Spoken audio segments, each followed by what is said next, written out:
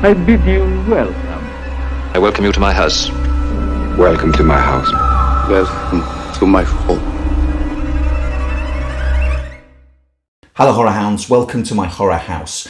Do you like ghost stories around this time of year? Midwinter, the festive season, Christmas in that M.R. James tradition. If you do, I wanted to use this video as a sort of community centre corkboard. I'm going to pin a couple of notices up on this virtual corkboard for you and invite you to join in if you like. There are a couple of projects I am now involved in that I wanted to invite you to, all around the theme of ghost stories for Christmas. I'm going to talk about the one that's for charity first, because that's the one that's most likely to get me through the pearly gates. It is a night of ghost stories for Christmas, organised by Paul Childs, a wonderful friend to this channel and editor of the World Geekly News website. It's a Zoom event, so I guess you can join in from all over the world. It's going to take place on Friday the 18th of December at 7:30 GMT if you're in a different time zone. I'll link to where you can buy the tickets. All the proceeds go to the MS Society, a multiple sclerosis charity.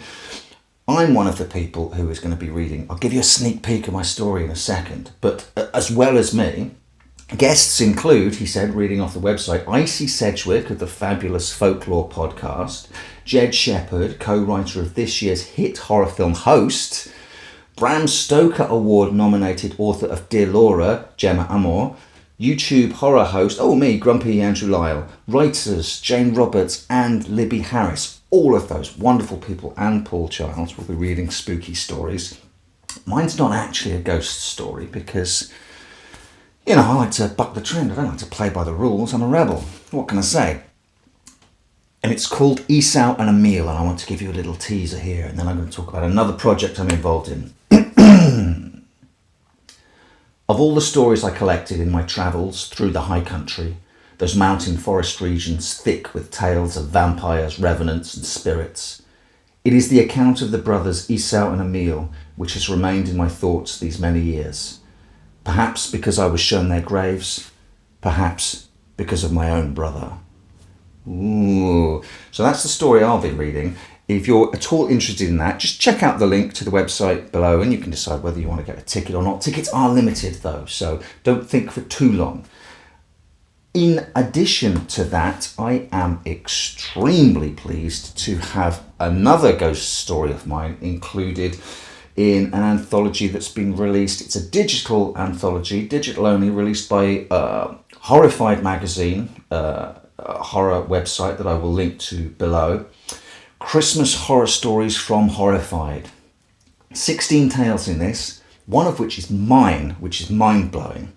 Strange and disquieting horrors occur when midwinter solstice falls on a new moon. A Christmas break descends into a terrible, inescapable nightmare. A tragic past event refuses to remain buried. I think that one's mine.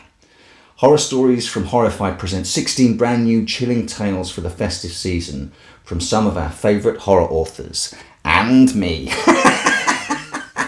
So, if you like the idea of ghost stories around Christmas and want some original ghost stories, and if the idea that one or two of them comes from me as well tickles you, these are a couple of projects you can get interested in. One of them is for charity. The other one I still don't see a penny of, but it's all part of the fun. That's no matter. I just don't want you to think I'm shilling something so I can get a buck out of it.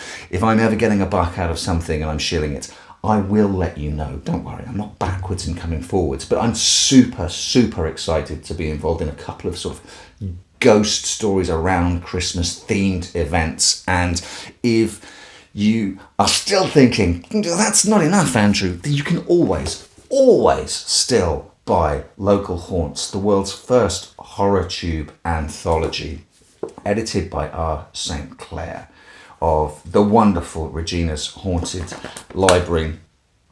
Original tales of horror based around the theme of local haunts, of which one is mine. And the reception to this has been phenomenal, and I'm stunningly proud of this, of what Regina and everyone has achieved, and I'm humbled to be a little part of that. So there you go. There's me. Check me out, promoting myself, which goes against every fibre in my being. It helps that I'm very excited about all of these projects, and if you're interested in any of them, linky link, Richard Linklater, down below in the description field. Thanks for giving me some of your time. Normal service on the channel will resume. It's been quiet of late. I think I'm coming back with, he said nervously, because saying it out loud is then committing to it.